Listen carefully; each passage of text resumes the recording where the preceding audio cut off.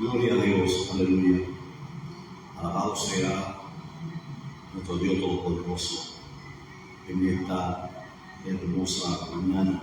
El Señor, Dios Todopoderoso, nos regala a cada uno de nosotros poder ver el día de vida, poder respirar, y damos gracias a Dios por ese privilegio de en esta mañana hermosa nos permite poder compartir a través de esta plataforma de Facebook, que es el mensaje de enseñanza, estudio de la palabra del Señor.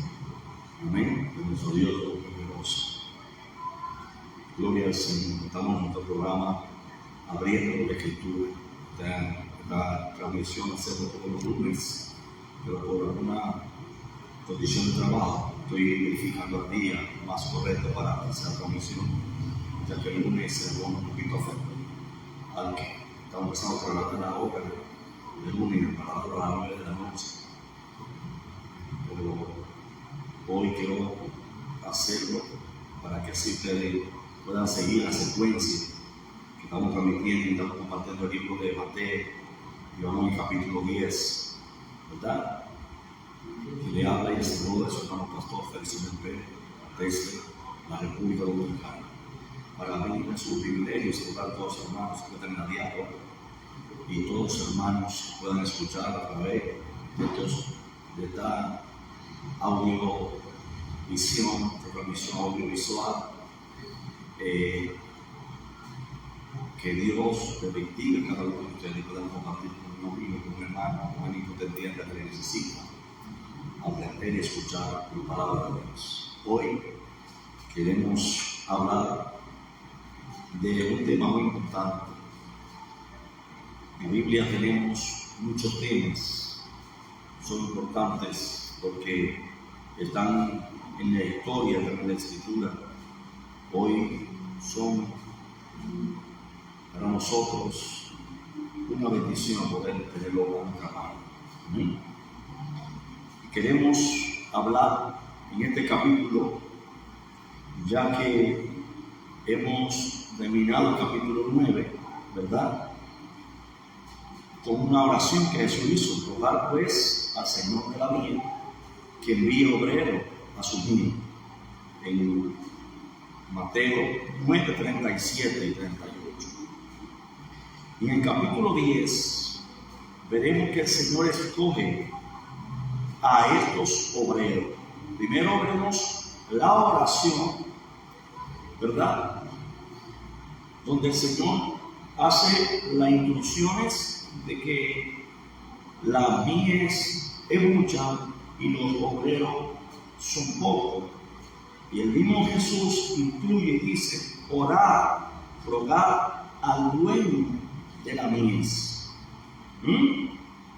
para que envíe obrero a sus mies. Eso es importante, nosotros poder analizar lo que el texto Cristo está diciendo, lo que escribió Mateo acerca de Jesús, hablando esta palabra, ¿verdad? Es importante porque en estos tiempos que estamos viviendo hemos visto ministerios salir de manera improvista, de manera desconocida, de manera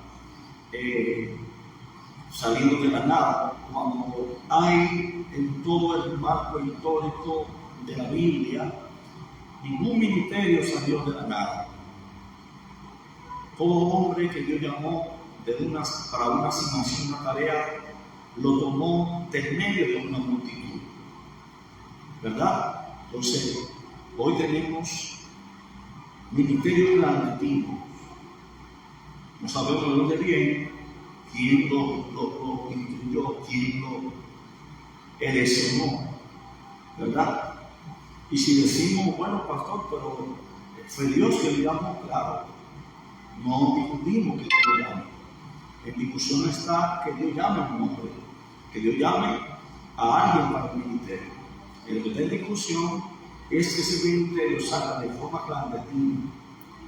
Cuando los ministerios, alguien tiene que colocarlo, alguien tiene que lanzarlo, alguien tiene que escribirlo, alguien tiene que proyectarlo. ¿Por qué? Porque todo los ministerios fueron auditados por alguien. No hubo un ministerio en la Biblia que por sí mismo se declaró ministerio, o se declaró apóstol, o se declaró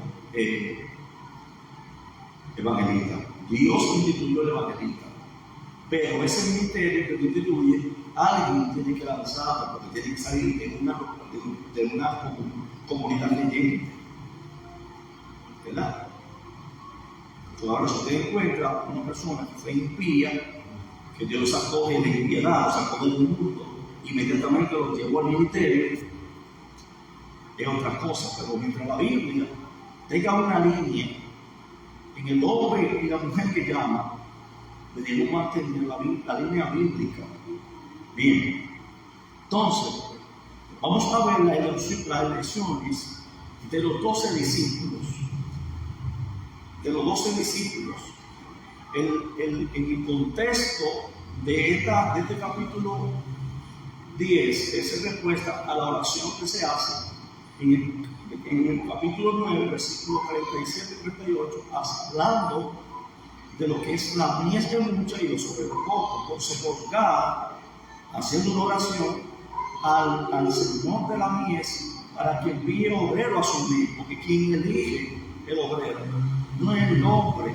Quien hace la elección en el llamado no es el hombre. El llamado es totalmente divino y tiene características divinas, y el carácter del llamado es divino. Entonces, ningún hombre, ninguna persona puede llamar a nadie al ministerio si Dios antes no se lo dio a entender, o Dios no miró ese hombre, o Dios no lo está eligiendo.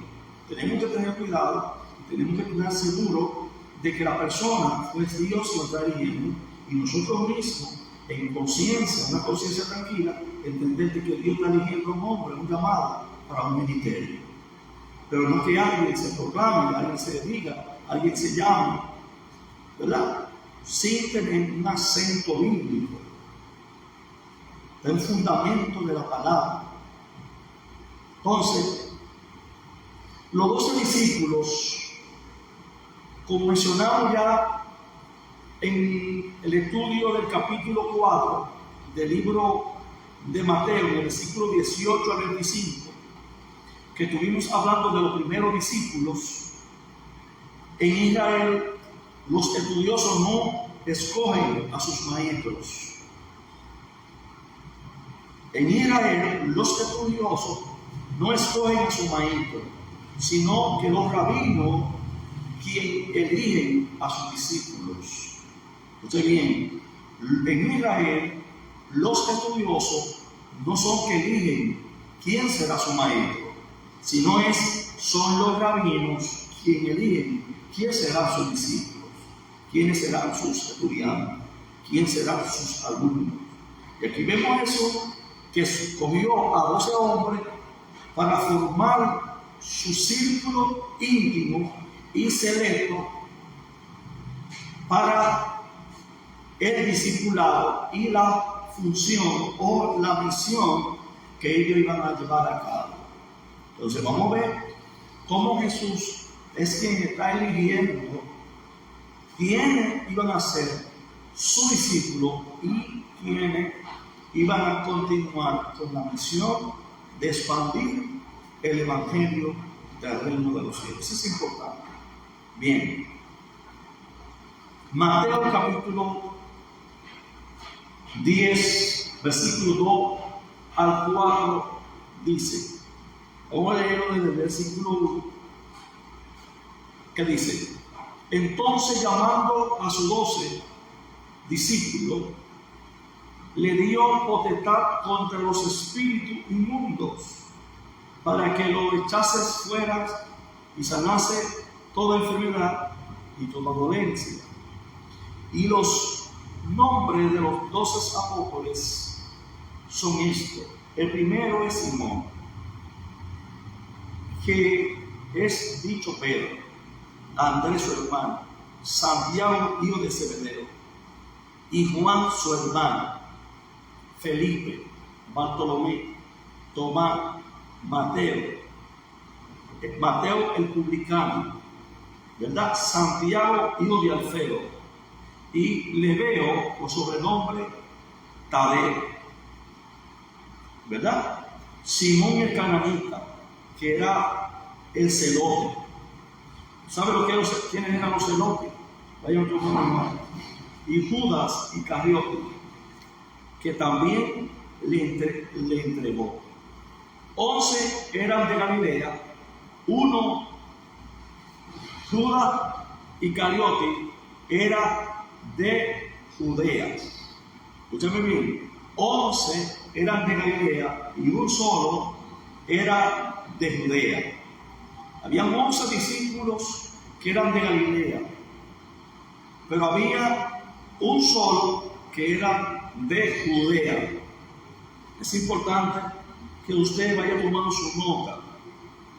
Entonces, para la instrucción y para una misión se requiere elegir la persona primero, ¿verdad? Primero se elige y luego se le instruye para que pueda cumplir con efectividad la misión en cual se le va a encomendar. Por eso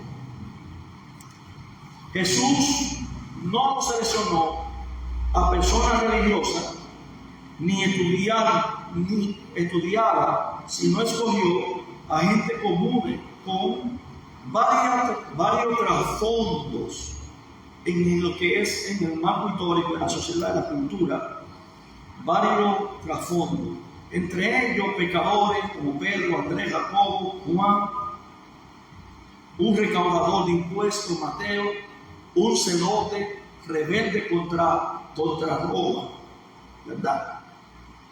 ¿Entienden? Que es Simón. Simón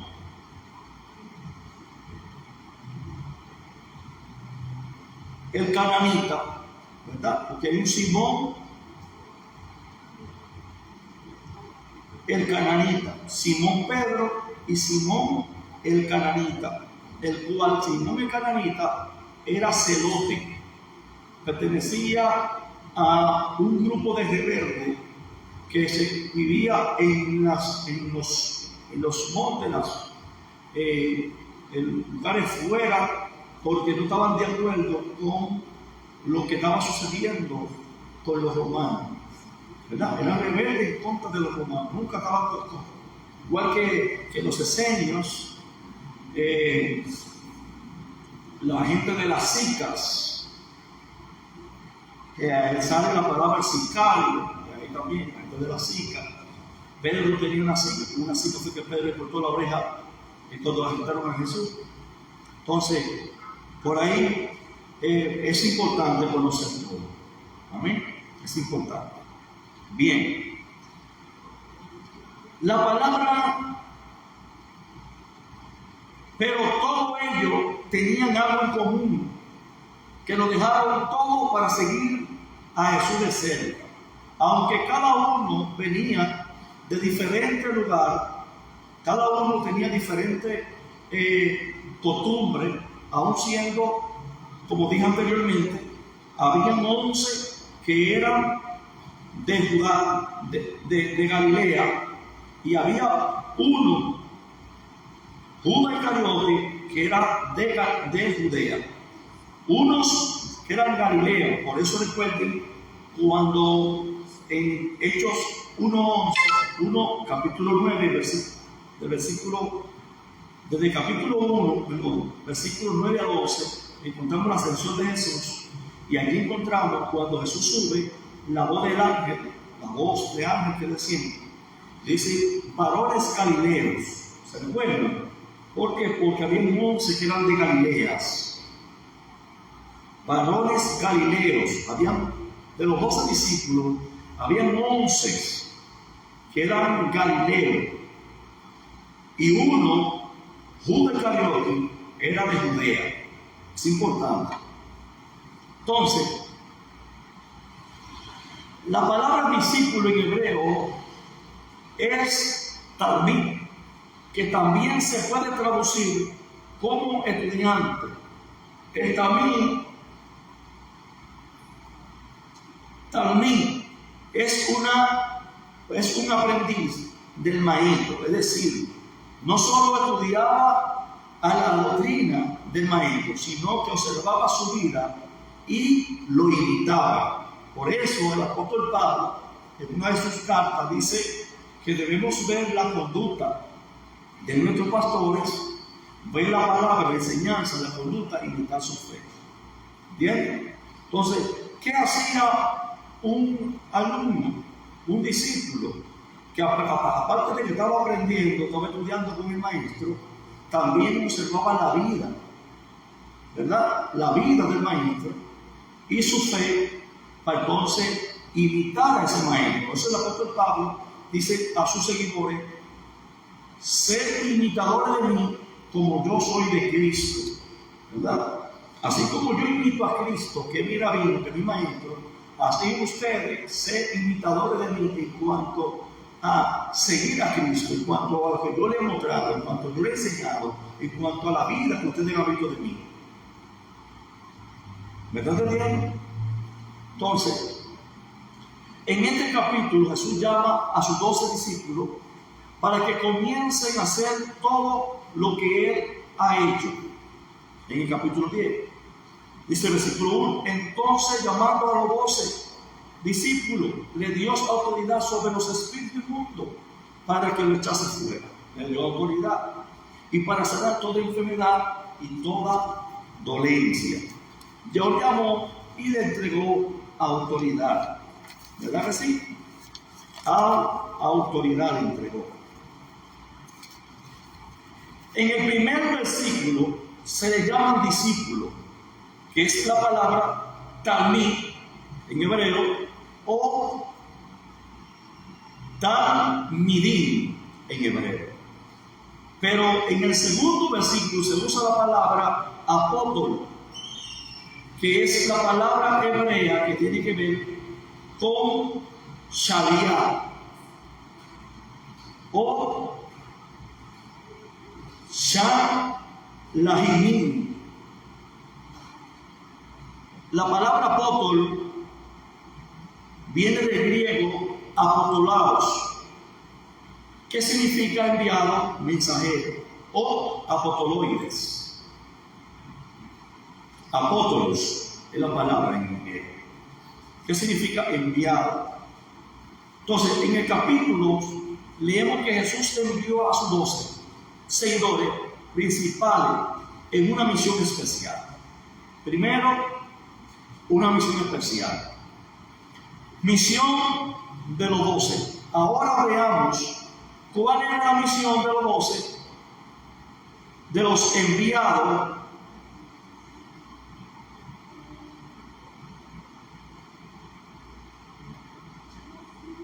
Shilin en hebreo y en griego apóstolos en griego. Número 1, llevar el mensaje. Los enviados debían llevar un mensaje. Versículo 10, capítulo 10, versículo 7 dice: y yendo, predicando, diciendo, el reino de los cielos se ha acercado. Es decir, lo primero era el mensaje. El mensaje que los apóstoles debían llevar era que el reino de Dios no solo estaba en el cielo, sino también en la tierra. Entrar en el reino implica conocer que Dios es el rey, someterse a su autoridad. Escuche bien. El mensaje del reino implica, cuando dice que el reino de los cielos se ha acercado, lo que significa es que estás al alcance. Que no solamente el reino de los cielos es en el cielo, tiene que ver con eternidad. Sí, tiene que ver con eternidad, pero también tiene que ver que puede ser, usted puede entrar en ese reino aquí en la tierra. Estando en la tierra, usted puede accesar a ese reino. Pero para usted entrar en el reino y permanecer, porque una cosa es entrar, otra cosa es permanecer.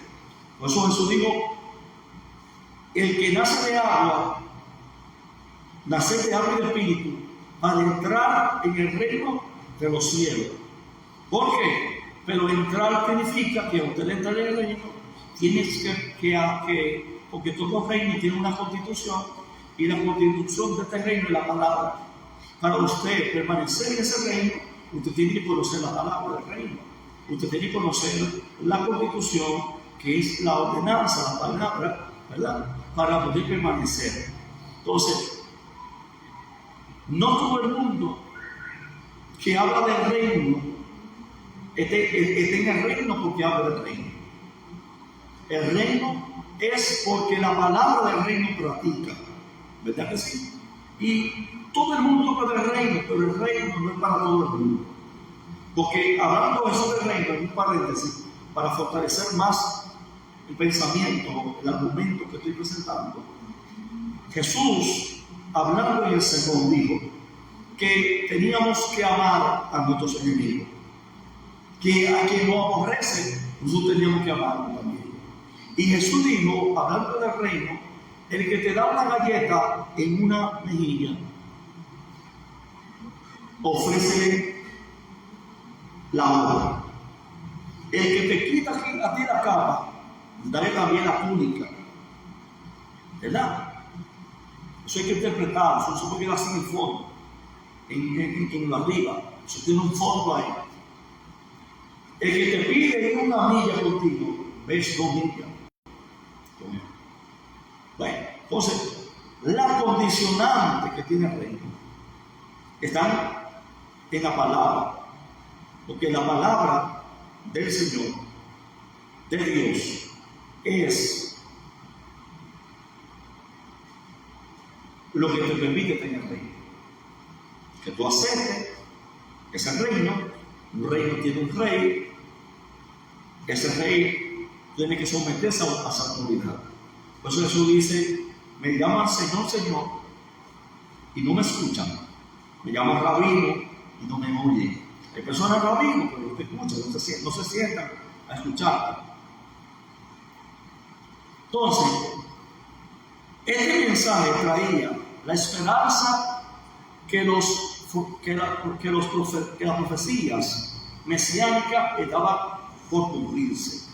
Como prueba de ello, le daba la autoridad a los apóstoles para manifestar milagros divinos. En el capítulo 10, versículo 1, se le da la autoridad para manifestar milagros divinos, que es como una representación de ese reino. Amén. Señal número 2. Los milagros servían como señal. Primero el mensaje, ahora vamos a la señal. Los milagros servían como señal y darían testimonio a todos de que Jesús era el Mesías. Escuchen aquí. Entre las señales que harían están las siguientes. Versículo 8. Dice: sanar a enfermos, limpiar leprosos. ¿Por qué? Presta atención, hermano, por favor. Sanar a enfermos, limpiar leprosos, resucitar muertos, echar fuera demonios. De gracia recibiste, da de gracia. Entonces, por gracia hemos recibido, vamos a darlo por gracia lo que hemos recibido. Escuche bien. Si ustedes analizan conmigo de una forma minuciosa, se van a dar cuenta que, a diferencia de Juan, que en el libro de Juan, el primer milagro que Jesús efectúa es el milagro de la boda de Canaán, ¿verdad? De Canaán, que había una boda, un milagro que Jesús convirtió en agua en vino, y es presentado en el libro de Juan este milagro. Pero Mateo, el primer milagro que Mateo representa es la sanidad de un leproso. Escuche bien. Óigame, la sanidad de un leproso. Es el primer milagro ¿Por qué? Porque recuerden que Mateo está presentando a Jesús como rey y como el Mesías, como rey de los judíos, como el Mesías. Recuerden también en el nacimiento algunas palabras que debemos señalar que Mateo también utiliza, porque la intención de Mateo es dejar claro que Jesús es el rey de los judíos, porque recuerden que hay figuras en los 4 evangelios, figuras. Entonces, en Mateo se presenta como un león, como un león. ¿Por qué? Porque el león es el rey de la selva. La figura de Mateo es un león. ¿Por qué? Porque Mateo está presentando a Jesús como el rey de los judíos y el Mesías. Por eso, cuando usted analiza la pauta para el nacimiento de Jesús, encontramos de Belén de Judea. ¿Verdad que sí? De Belén de Judea. Iba a nacer en Belén. Es una señal. Lo que vieron antes, hay un contexto histórico, una profecía que se tiene que cumplir.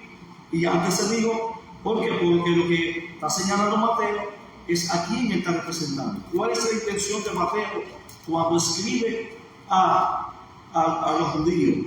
Es presentando que estaba ahí no era solamente el hijo de María y José, sino que también era el Mesías, el rey de los judíos. Amén. Entonces, en el capítulo 9, en el capítulo 8, encontramos la sanidad de un leproso. El primer milagro que se presenta en el libro de Mateo es la sanidad de un leproso, hermano. El primer milagro, ¿por qué? La sanidad de un leproso. Porque solamente los que eran Mesías podían sacar lepra. Y eso los rabinos de Israel lo conocían y lo sabían. Bien. Los apóstoles no harían los milagros por su propio poder. Ellos recibieron primero porque Jesús les dio la autoridad. Nadie puede hacer milagros por su propio poder. Porque por eso tenemos personas que creen que son los hombres que hacen sanidad. No, es Dios a través de ese hombre. Porque hay milagros que no lo pueden efectuar, sino por la voluntad de Dios. Porque aunque tienen la autoridad, también esa autoridad va alegada a la voluntad de Dios. El hombre no va a hacer nada que quiere, sino a la que la voluntad es de Dios. Sino en el nombre de Jesús para gloria de Dios. Bien. Primero, vimos cuál era la misión. La misión era llevar el mensaje. Segundo, la señal de milagro. Tercero, vamos a ver ahora la audiencia.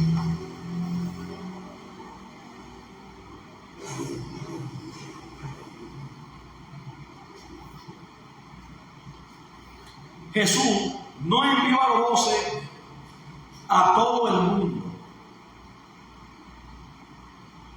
Escuche bien, Jesús no envió a esos 12 a todo el mundo.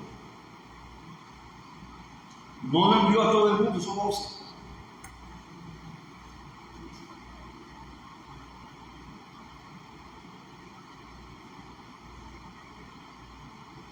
O a lugares donde quisieran ir. Él determinó una audiencia específica. Jesús está enviando, pero no es a todo el mundo. Hay una audiencia específica que estos 12 discípulos le va a hablar. Que eso es importante para muchos temas que tenemos hoy en día. Mucha gente confundida muchos temas porque no pone diferencia entre una cosa y la otra. Entonces, capítulo 10, versos 5 y 6 dice: a estos 12 envió Jesús y le dio instrucciones diciendo: por camino de gentiles no vayáis, escuchen bien, y en ciudades de samaritanos no entréis, sino ir ante la oveja perdida de la casa de Israel. ¿A dónde era? Era una audiencia específica que Jesús está enviando a todos sus discípulos. Es una audiencia específica. Era a la oveja perdida de la casa de Israel. Recuerde, cuando habla de la casa de Israel, es importante usted analizar el contexto a qué se llama la casa de Israel. Una cosa es el pueblo de Israel y otra cosa es la casa de Israel. El pueblo de Israel es el pueblo que nace de Jacob, 12 tribus, ¿verdad que sí? 12 hijos. Sus 12 hijos, todo el mundo sabe los 12 hijos de Jacob, ¿verdad que sí? Pero la casa de Israel no era compuesta por las 12 tribus. No, era compuesta por 10 tribus, la casa de Israel,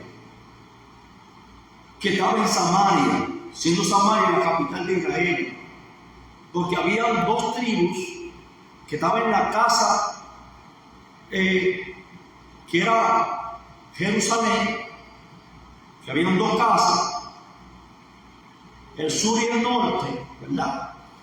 Está en Samaria las 10 tribus, Efraín al frente, con las 10 tribus. En Jerusalén se encuentra que hay 2 tribus, Benjamín y Judá.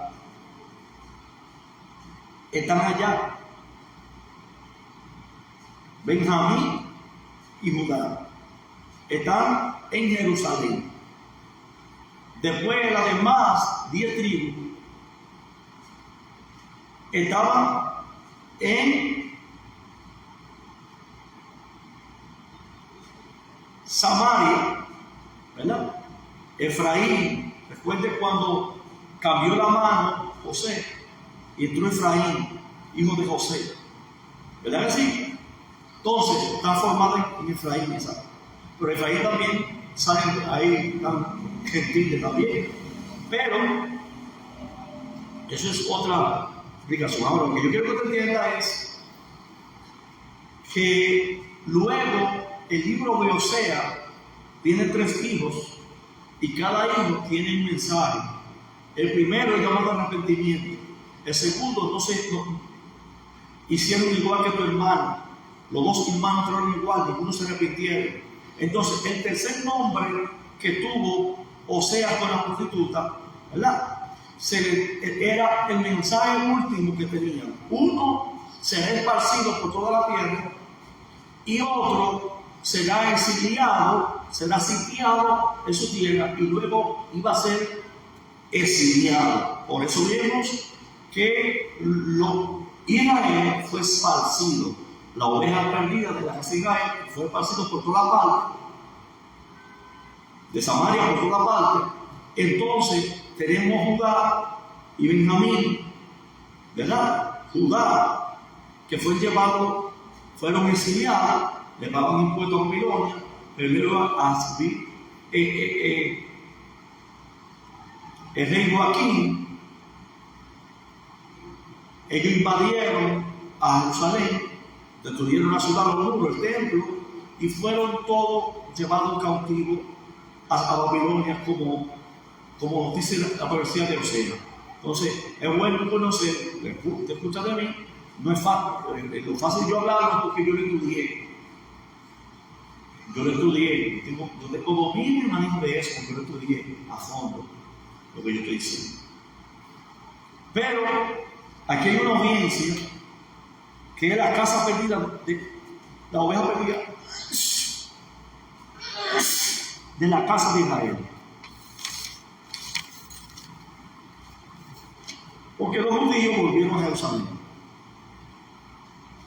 Como vimos en el capítulo anterior, Jesús describió al pueblo de Dios como oveja perdida, como oveja sin pastor en el capítulo anterior. como ovejas sin pastor. Muchos se habían perdido por el abuso de los líderes religiosos, pero ahora era tiempo de recuperarla y restaurarlas. Este mensaje de restauración iba dirigido a los judíos, pero más adelante Jesús va a intuir a que este mensaje se abra también a los gentiles por todo el mundo. Primero tenía que llegar a los judíos el mensaje.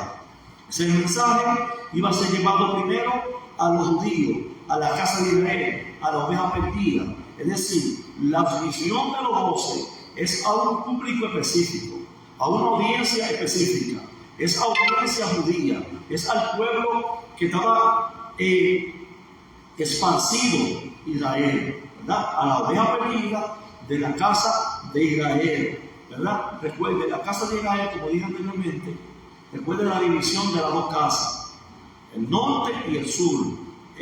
Una, Samaria, que era la capital de Israel, que estaban 10 tribus, y otra, Judá y Benjamín, que estaban en Jerusalén. Entonces, la oveja perdida de la casa de Israel, el pueblo, era que había sido esparcido. Entonces, vemos cómo el Señor primero le da orden de ir a esa oveja, pero después el Señor amplía a ir a todo el mundo. Pero primero el mensaje era para Israel, era para el pueblo, ¿verdad? Entonces, más adelante Jesús iba a incluir que este mensaje te bendiga, Reinaldo. Dios te bendiga mucho, amado hermano. Dios te bendiga y te guarde. Un abrazo a todos los que están ahí conectados. Pastor amado, Dios te bendiga. Entonces, amado, este mensaje se abre más tarde a los gentiles de todo el mundo. Y aquí que vemos la inclusión de Jesús a sus mismos discípulos, escuchen bien, en el libro de Hechos, capítulo 1, verso 8, primero era a los judíos y después a los gentiles. Romanos, capítulo 1, versículo 16. Vamos a leer Hechos 1, 8, primero.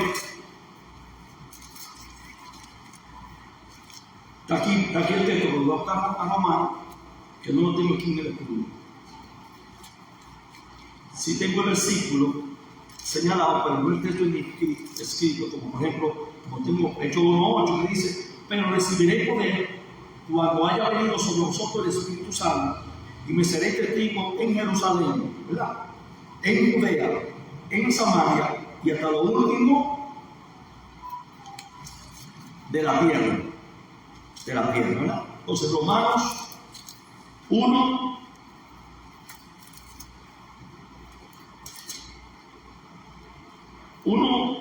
16 dice: porque no me avergüenzo del Evangelio, porque es poder de Dios para salvar a todo aquel que cree, a judío primeramente y también a griego, ¿verdad? Y también a griego. ¿Por qué? Porque por la cruz y la cruz solo, el hombre es reconciliado con Dios.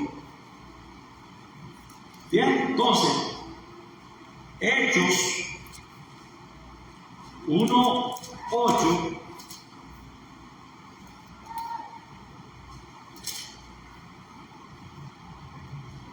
dice lo siguiente: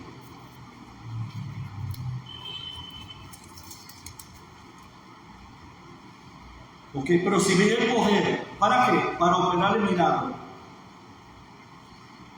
del Espíritu que vendrá sobre vosotros.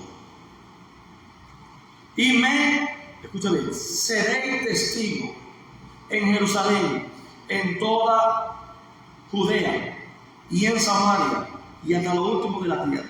Es decir, hacer bien claro que la obra de Dios tiene alcance mundial. Primero, cuando Jesús eligió por primera vez a los discípulos y lo envió a la misión, no era para el mundo entero, no, era para el pueblo, para la oveja perdida de la casa de Israel. Luego de la muerte de Jesús, Jesús resucita, ¿verdad? Y cumple la asignación, consumado es, entonces ahí le da ordenanza de ir por todo el mundo. Mateo capítulo 8, versículo 28, algunos hermanos que dividen la Biblia por pasos, por pedazos, dicen que no, ese texto no está, pero está ahí.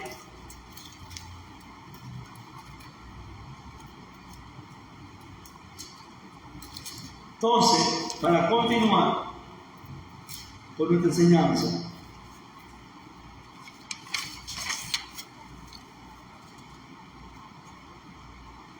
una audiencia, ¿verdad? Entonces,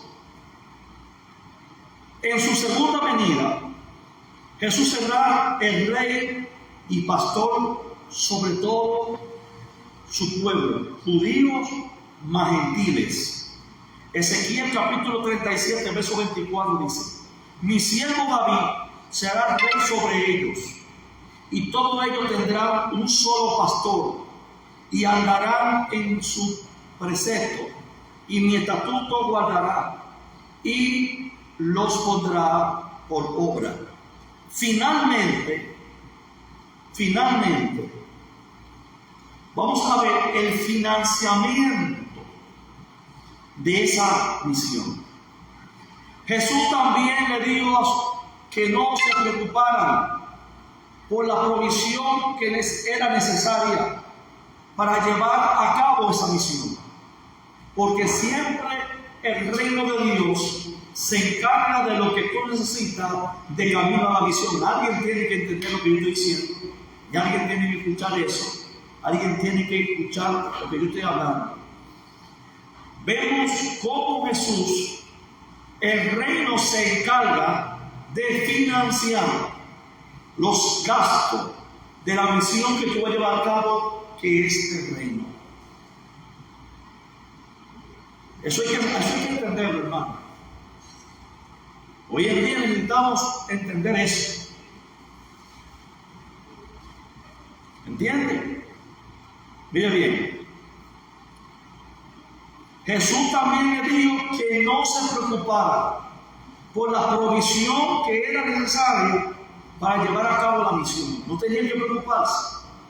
Versículo 9 al 11 dice: no os preocupéis de oro, ni plata, ni cobre en vuestros cintos, ni de alforja para el camino, ni de dos túnicas, ni de calzado, ni del bordón, porque el obrero es digno de su alimento.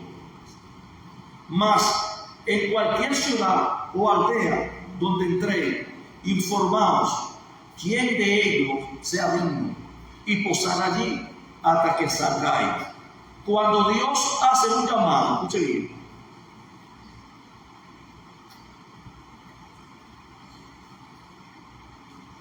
gracias mismo. Cuando Dios hace un llamado, Él también provee al enviado todo lo que es necesario para cumplir la misión. Escuche bien. Cuando Dios llama a una persona, Dios se encarga de proveer lo que necesita. No es hacer un arca, no hizo el arca. ¿Cómo la hizo? Él hizo el arca, hermano. Moisés, hazte un tabernáculo. Moisés hizo el tabernáculo, hermano. Hizo la tienda, el tabernáculo, la repartición. Dios le dio diseño y Moisés lo hizo. Salomón, Dios lo bendijo. Cuando Salomón quiso hacer el templo, ya David se aseguró de que el inicio de la construcción de ese templo hubiese 200,000 denarios o 300,000 denarios de plata y de oro para la construcción del templo. Y todo el que trabajó en el templo fue expropiado y fue pagado a un trabajador del templo. Porque Dios no te pone carga que tú no puedas llevar. Míralo ahí. No lleven nada. ¿Por qué? Porque el reino se encarga. El que es llamado por Dios, hermano, el llamado lo va a respaldar. Dios respalda a quien llama. Fíjense eso en el llamado de un hombre y una mujer. En el respaldo de Dios, en el cumplimiento de esa asignación, de esa misión. Dios tiene que suplir, hermano. Por ejemplo,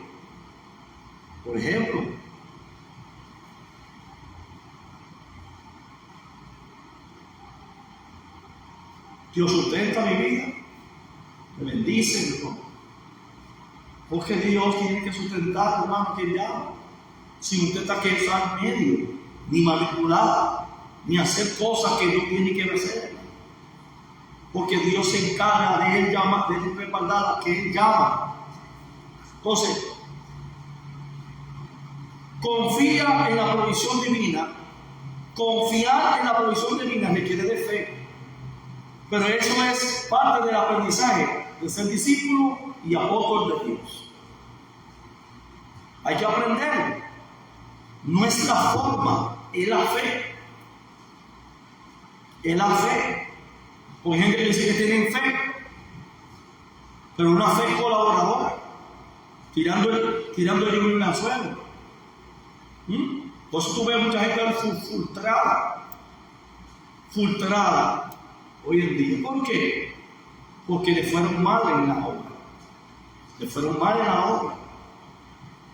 Se envolvieron, se liaron en la obra. Entonces, tiene que revisar la fe que tiene. Si Dios te llamó, o te hace falta fe, una de las dos. O no hay llamado, y totalmente usurpa un lugar que no se te dio en el reino. Y lo que Dios no dio, Dios no va a respaldar, hermano. Porque la oración no puede cambiar. Oye bien, la soberanía de Dios está por encima. Y si hay algo que hemos hablado, es de la inmutabilidad de la palabra de Dios. De la inmutabilidad de la palabra de Dios. Yo no puedo decir una cosa ahora y otra ahorita. Lo que él dijo que no es de él, no es de él. Y la oración mía no va a cambiar. Porque nuestra oración es la fe. Y la fe va conforme a la voluntad que se me reveló a mí. Porque por eso era que Jesús dijo: pasa de mí tal como si yo a todo. Pero que sea tu voluntad. ¿Por qué? Porque Jesús conocía. Y todo el ministerio de eso fue para hacer la voluntad del Padre. Romanos 12:1 dice que tenemos que renovar nuestra mente y nuestro entendimiento para poder comprender cuál es la voluntad de Dios, agradable y perfecta. Sin renovación, una mente cautiva, una mente seca, una mente paralizada.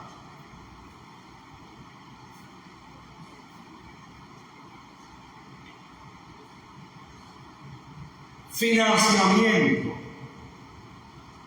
Por el otro lado, en un sentido práctico, esos tiempos eran religiosos, eran peligrosos viajar con bienes, sobre todo cuando no iban en caravana.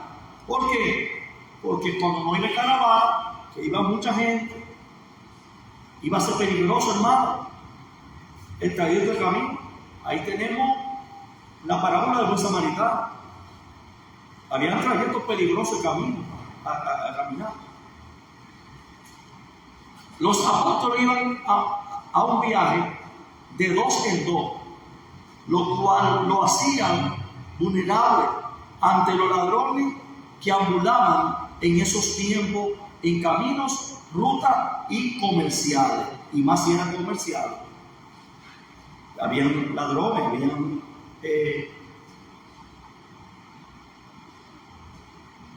personas que acechaban personas ahí.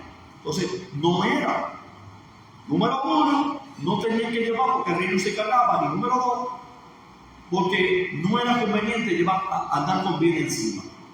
Más lo iban a hacer de todo y todo y no iban en caravana. Porque esos caminos largos, era en caravana se tomaban.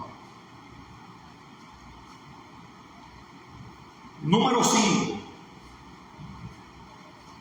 La número 1 es el mensaje. Número 2, la señal. Número 3, la audiencia. Número 4, financiamiento para el cumplimiento de la misión. El reino se encarga. Número 5, reacción de la audiencia. Jesús le advirtió a los discípulos que el mensaje sería recibido por algunos, pero que otros lo iban a rechazar.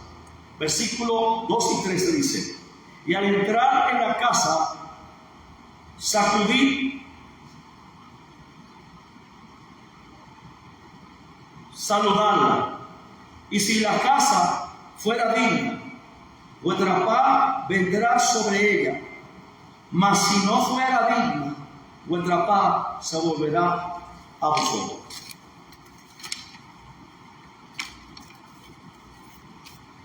Cuando la gente saluda en hebreo, se da un saludo de paz. Pero no solamente un saludo, es que esa paz, el que la daba, estaba en paz y se la transmitía a aquel que le daba el saludo. Por eso digo, el que recibe a ustedes, salúdenlo. Y si recibe la paz, ese será digno de ella. El que no la recibe será indigno. Vamos a ver. Cuando la gente saluda en hebreo, se da un saludo de paz. Shalom. No era solamente un saludo por saludar. Shalom. No, eso tenía una simbología. Esto debía ser los discípulos, pero no todos lo iban a devolver los deseos de paz, no todos. Por ejemplo, habían varios saludos. Uno era Shalom Alejem Bara Elohim. Shalom Alejem Bara Elohim. Shalom es paz. Alejem significa entre vosotros.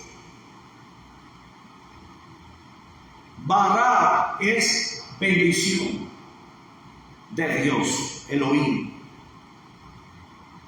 Elohim. Shalom, Alejem, Bara, Elohim.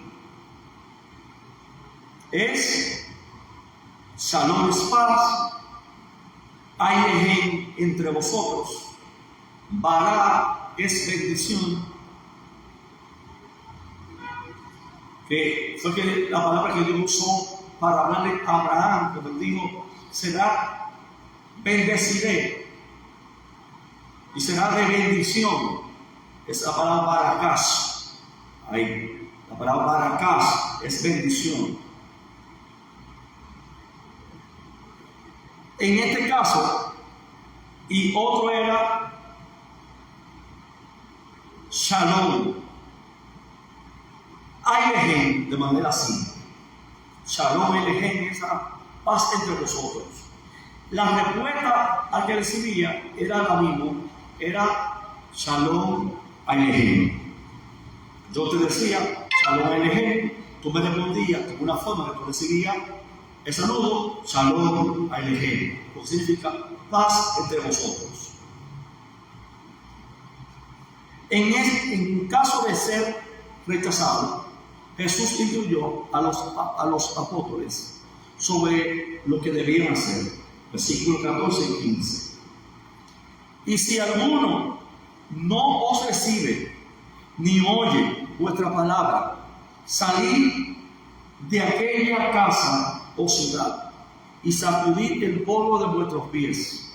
De cierto os digo que en el día del juicio será más tolerable el castigo para la tierra de Sodoma y Gomorra que para aquella ciudad que no recibió la paz de esos mensajeros que le iban a llevar. A través de recibir el mensaje, a través de recibir los apóstoles, ellos iban a recibir el mensaje de salvación, del Evangelio.